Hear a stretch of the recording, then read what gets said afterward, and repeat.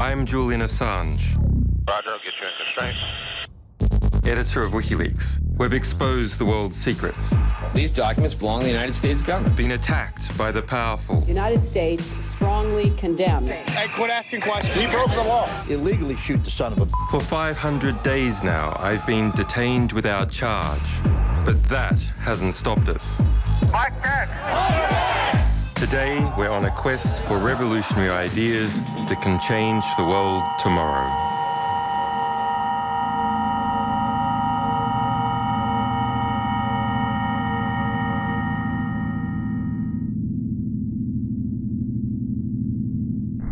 From humble origins, my next guest, Imran Khan, became a household name as captain of Pakistan's victorious cricket team. He then left sports and launched his Movement for Justice party in the most dangerous political environment on earth. For years, Khan's anti-corruption party was ignored. In 2007, US State Department cables referred to him as Pakistan's one-man party. But Pakistan is changing fast. Over the last 2 years, widespread anger over US drone strikes and corrupt political dynasties has driven millions to his cause. I want to know, why is he now front-runner to be the next leader of Pakistan? Hi, Julian. Imran, How are you? I'm all right. I have a bit of a cold, but I think that's a good thing because my voice is a bit sexier than normal and I have to compete with you. I thought we are having interesting times here, but you are having a very interesting time. Well, I think your interesting time is a bit more interesting than my interesting time. I saw these videos of your rallies last night, so I think this is great, but I worry you're going to get blown up. So I hope your interesting time doesn't get any more interesting. Put it this way, Julian, you've got to go sometime. Yeah, this is... We'll go for some cause rather than just... I was, when I set up this cancer hospital, so I used to see healthy people coming in and 6 months later they were gone. So I have a completely different attitude to life and death.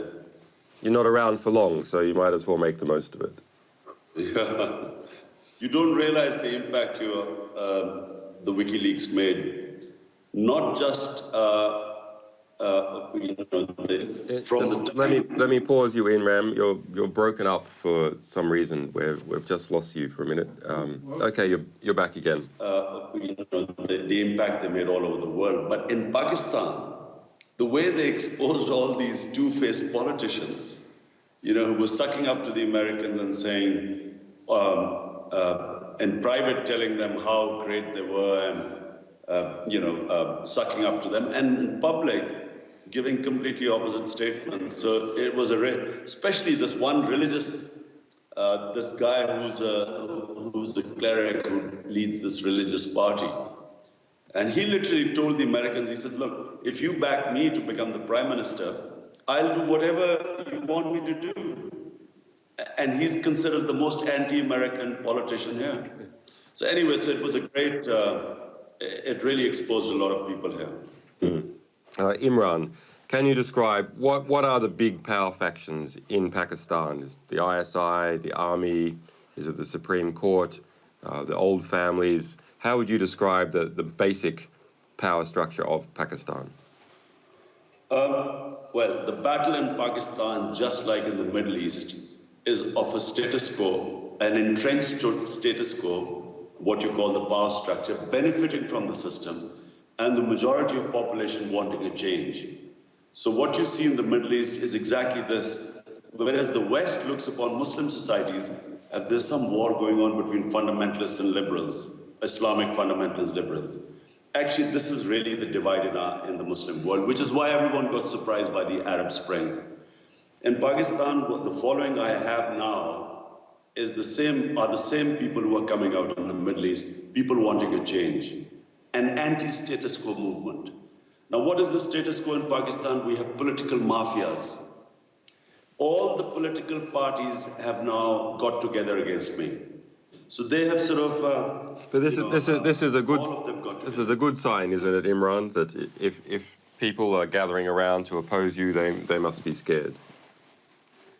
Oh, they are petrified because the last time in Pakistan we saw rallies as big as the two I took out, one in Lahore and one in Karachi, was 40 years ago by Zulfikar Ali Bhutto, the father of Benazir. And when these sort of numbers turned out, he swept the election. He just swept, and he was an underdog. And all the status quo parties were blown away. So that's why they got scared. We researched the WikiLeaks cables from Islamabad to see what they said about you. And in 2007, the US ambassador said Khan, whose PTI party is effectively a one-man show, has little to lose. His credibility rests in his self-created role as a politician who sticks to his principles, and he is popular with the Pakistani intelligentsia and elements of diaspora. But Khan has never been able to turn his starring role as captain of Pakistan's only team to win the International Cricket Championship into an effective political party. That's obviously changed now. What's happened in the last few months? Well, Julian, what happened was that our media, from about 2005 onwards, we suddenly had a proliferation of independent television channels. And the most watched programs became current affair programs. So today, if you watch our television, it's like having 8 Jeremy Paxman at prime time. So at 8 p.m. you have these guys who become opinion makers, like Jeremy Paxman. You will have on the main on all the channels, and at prime time, where you would, for instance, have Big Brother in England or some soap opera. Here at prime time, people want to watch current affair programs, and such is the desire to understand the political situation of people, such is the interest there, that they are at prime time and they have the highest viewership. And so what's happened in the past 6 months? I mean, there's really been a tremendous rise. The opinion polls that I've read have your popular support at something between 60 to 80% of the Pakistani population. But perhaps you can describe this, how your party has grown in size and momentum, and what's it like for you trying to manage this incredibly fast-growing organisation? First of all, I boycotted the elections in 2008 because these elections were manipulated by the Bush administration. They brokered a deal between Musharraf and Benazir, where all her corruption cases were, and not only her, other crooked politicians, they were given an amnesty by Musharraf. And this was a deal brokered by the Americans, and it was called the NRO, National Reconciliation Ordinance. So in the name of reconciliation, the Americans got Musharraf and Benazir together, and Condoleezza Rice, in her latest book, triumphantly writes about it, that how Bush gave her a pat on the back when she got them together. And so I, and along with a lot of other parties, boycotted the election because we felt that this was pre-poll rigging. For a while, my graph went down because we stayed out of elections. And then as the governments began to mess up, because once the criminals came to power, corruption broke all records in Pakistan, naturally, because when you allow crime to pay, crime multiplies. And so as they went up, people started remembering that I warned everyone when I was boycotting the election that this election is going to be a disaster for the people of Pakistan. It's only meant for the Bush administration to have a puppet, remove one puppet. Musharraf was struggling, so he was likely to go. They wanted another puppet government so they could pursue this war on terror, where our own army was bombing our own people. Yeah. And so whatever I was saying, corruption went through the roof. The war on terror has been devastating for Pakistan because 40,000 Pakistanis have been killed in a war we had nothing to do with. Basically, our own army killing our own people and them then doing suicide attacks on Pakistani civilians. And the country has lost $70 billion in this war. Total aid has been less than 20 billion. So I was saying all these things, and suddenly it just resonated with the people. And almost 2 years ago, my graph started going up. Now, since the big rallies, the whole political scene has changed. We are seeing now politicians rushing to me, so people who are electables, realizing that the vote bank now belongs to me, they're coming to join me. I heard that even Musharraf tried to say to you, you PM me president. Well, you see, Musharraf does not understand what's happening in Pakistan because he's outside. His whole idea of politics is on the Facebook. He doesn't realize that on the ground in Pakistan, the situation is completely different. Number one, he'll be the biggest liability to get allied to. But number two, he's responsible for the mess.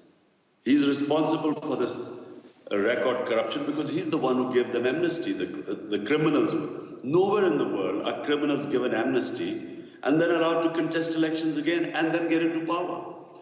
And secondly, this war on terror, so he's responsible for both. If you look at, say, the Soviet Union, which also had a lot of corruption, but people said, well, at least the black market is a market. So you can have some kind of trading, it helps you get around regulations which are impeding business. What is the problem with corruption in Pakistan? Why is corruption bad for Pakistan? Just to give you another statistic, that in our entire history of 60 years, the total debt accumulated by Pakistan was 5 trillion. In just 4 years, the debt has gone up from 5 to 12 trillion.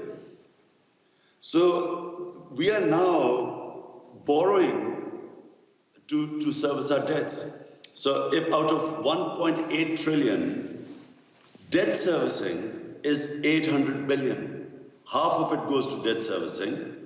600 billion goes to pay for the army. 180 million people have 200 billion rupees to live on. So clearly the country is unviable. Yeah. So in case of Russia, they could still go on. In case of Pakistan, we are looking at the abyss.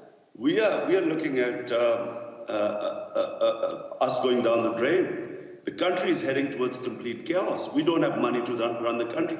And at the moment, load shedding, we don't have money to buy fuel to put it in a power generation. So because we cannot buy fuel for a power generation, or the government can't, there's almost 14 hours load shedding. There's no electricity for 14 hours a day. And the corruption in Pakistan, the tax evasion is one thing, but the stealing of money from the treasury, how much of that ends up back in Pakistan, i.e. it's just taking from the poor or the middle class and transferring it to the rich in Pakistan, versus how much of the money is taken out of Pakistan and stashed into London banks or stashed into Swiss banks or US companies? So two things. Number one, because we do not have money to get furnace oil for our power generation, the country is having load shedding. There's no electricity here for 14 to 15 hours in a day, 18 hours in the rural areas. That means that farmers can't run the tube wells to water their crops. That means factories and industries are closing down. That means there's massive unemployment on top of inflation. So that's one aspect of corruption. The second is that most of this money ends up in Swiss bank accounts. Most of our I'm the only political leader who made his money outside Pakistan, and I have everything in Pakistan and in my name. Apart from me, all political leaders, heads of political parties, they have bank accounts abroad, they have properties abroad, and it's not declared. So this money, most of this money ends up outside the country. But let's move on to the US. Tell me about this assassination of Osama bin Laden in Pakistan. What was the feeling in Pakistan? That the ISI was hiding Osama bin Laden, that they are incompetent? Why was Osama bin Laden in Pakistan? Julian, what you must understand is that Osama bin Laden was trained by the ISI and CIA. All Al-Qaeda were trained by the CIA and ISI about 20 years back. So these people were assets of the Pakistan Army. They were trained by the Pakistan Army and the ISI, financed by the CIA, but they were fighting the Soviets.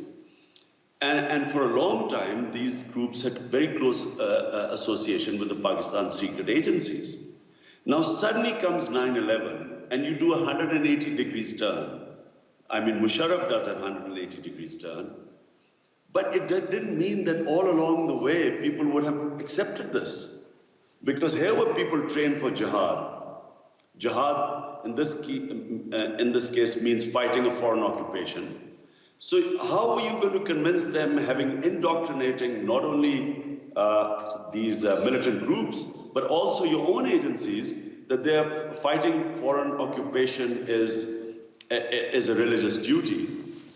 By some subset in the ISI, some people perhaps who had dealt with him in the past who were still loyal. Of course, people who would have thought that fighting another foreign occupation, which is now the US, is also a religious duty. Of course, it's possible. Is there a feeling that the US is helping clean out militants in Pakistan, or is there a feeling that it's a violation of Pakistani sovereignty? This was the ultimate humiliation.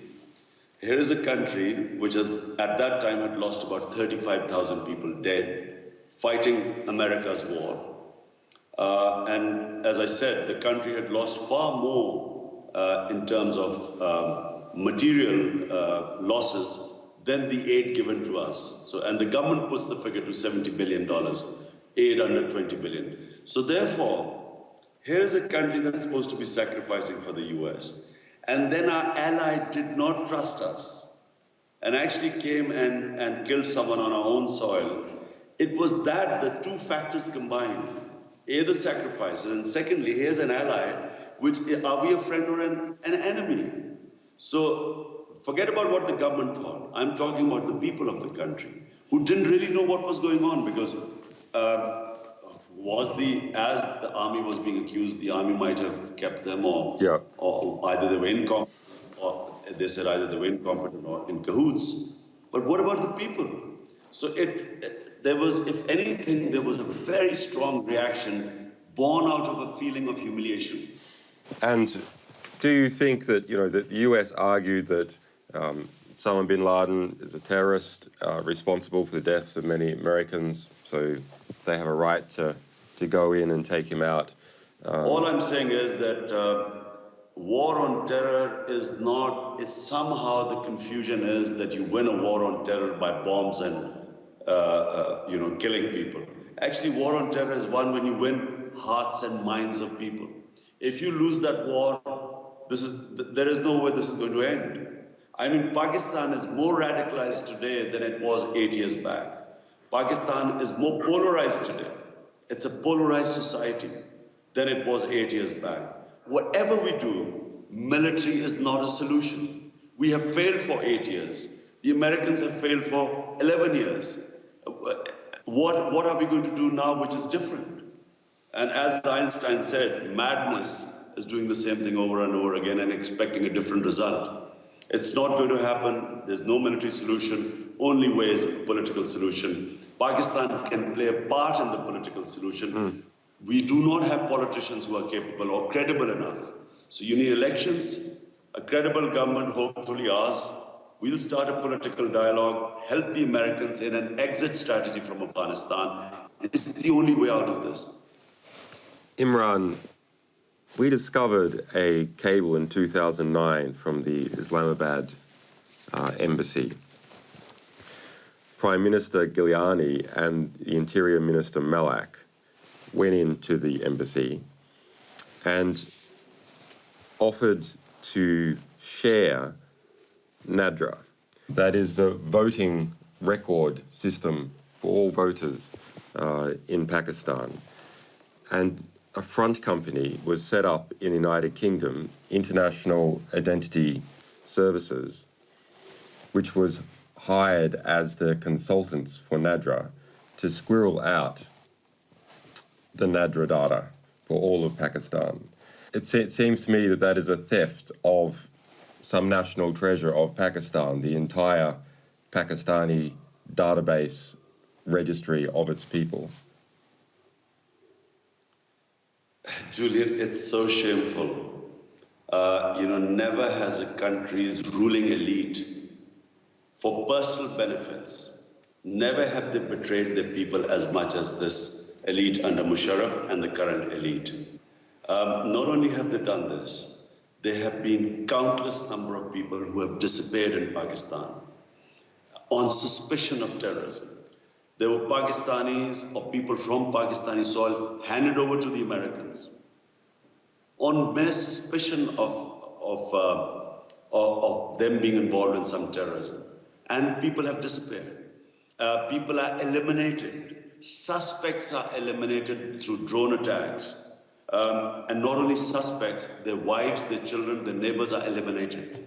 Never has there been any inquiry in were these people innocent or not. No country has ever been bombed by its own ally as we are being bombed in this country. As I said, it's the most shameful period of our history. Never has a country's ruling elite betrayed its people so much as this current ruling elite.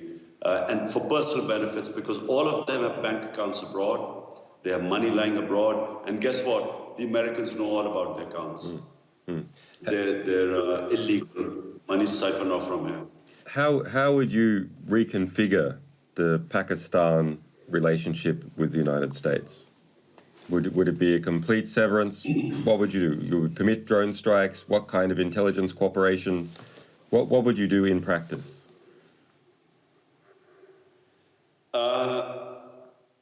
Have a relationship based on dignity, self-respect.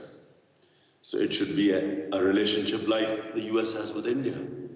It should not be a relationship of a client-master relationship. And even worse here, Pakistan has a hired gun being paid to kill America's enemies.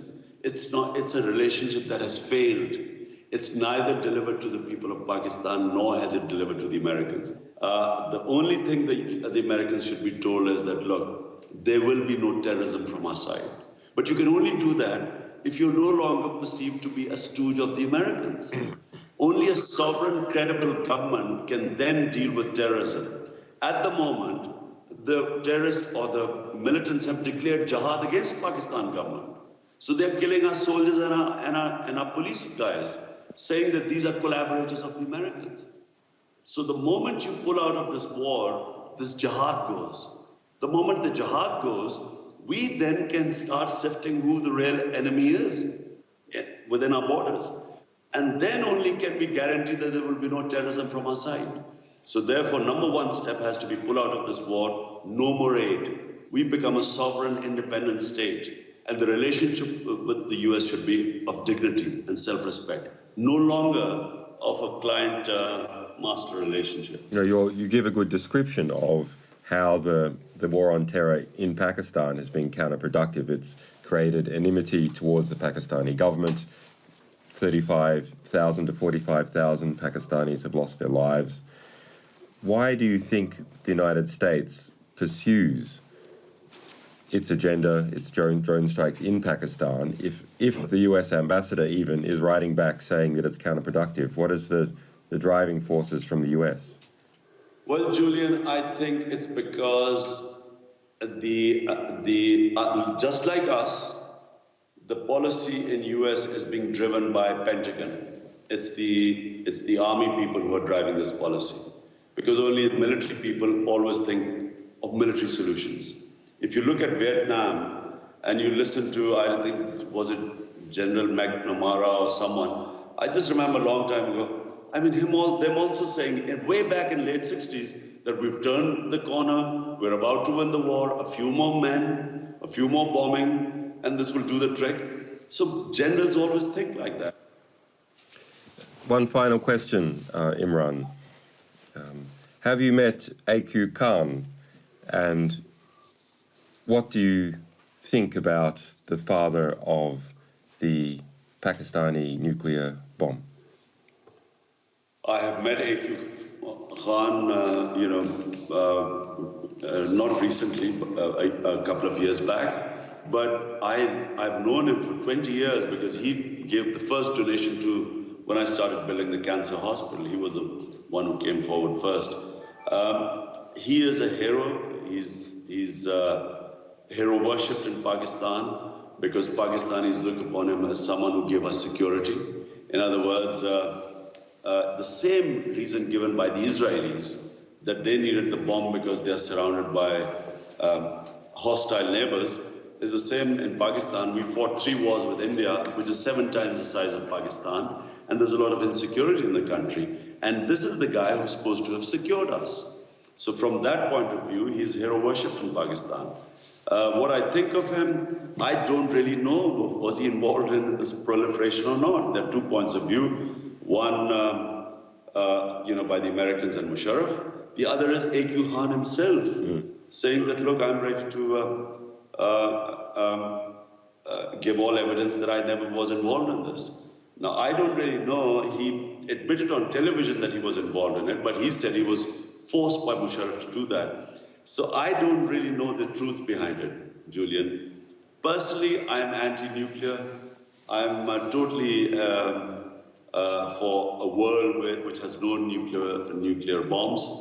But at the moment, the way the situation is, people will argue here that ever since we've had acquired nuclear weapons, even though there's been a lot of tension, we've come close, but there has been no war between Pakistan and India.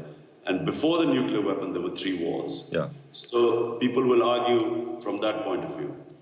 Okay. Imran, thank you very much.